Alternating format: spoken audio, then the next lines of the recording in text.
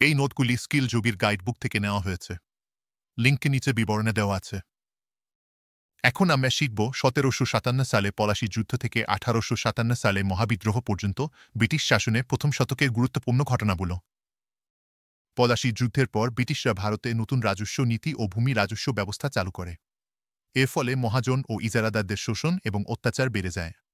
এছাড়াও ভারতীয় সমাজের সাথে অসঙ্গতিপূর্ণ বিচার ব্যবস্থা প্রবর্তন করা হয়।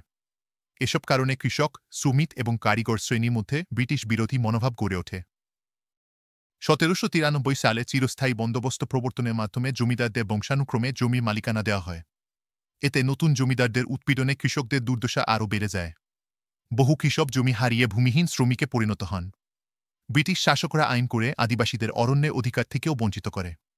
এর ফলস্বরূপ আদিবাসী ও কৃষক শ্রেণী ব্রিটিশ সরকার এবং জমিদারদের বিরুদ্ধে বিদ্রোহে জড়িয়ে পড়ে।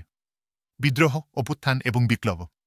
বিদ্রোহ, অভ্যুত্থান ও বিপ্লব হল প্রচলিত ব্যবস্থার পরিবর্তনের জন্য আন্দোলনের বিভিন্ন রূপ। বিদ্রোহ এটি বিরোধীদের সমষ্টিগত আন্দোলন, যা দীর্ঘমেয়াদী বা স্বল্পমেয়াদী এবং অহিংস বা সশস্ত্র হতে পারে।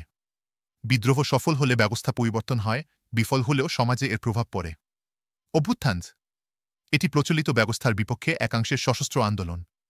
এতে সাধারণত বহু মানুষের সমর্থন পাওয়া যায়। বিপ্লব এটি প্রচলিত ব্যবস্থার দ্রুত ও সম্পূর্ণ পরিবর্তন। উদাহরণ: বিদ্রোহ ব্রিটিশ আমলে নীল বিদ্রোহ, সাঁওতাল বিদ্রোহ এবং পাবনা বিদ্রোহ এর উল্লেখযোগ্য উদাহরণ। অভ্যুত্থান ১৮৫৭ সালে সিপাহী বিদ্রোহ এবং ১৯৪৬ সালে নৌবিদ্রোহ। বিপ্লব ১৮০০ শতকের ইউরোপের শিল্প বিপ্লব এবং ১৭৮৯ সালে ফরাসি বিপ্লব। আশা করি তোমরা এই বিষয়টি ভালোভাবে বুঝে নিতে পেরেছ। এরকম সহজ নোটসের জন্য স্কিল যোগীর গাইডবুক কিনে ফেলো। স্কিল যোগী মেম্বারশিপ নিয়ে আমাদের ওয়েবসাইটে সমস্ত কন্টেন্ট এবং হোয়াটসঅ্যাপে ডাউট ক্লিয়ারিং সাপোর্ট পেতে পারেন। তাহলে আজই স্কিল যোগী ভিজিট করুন।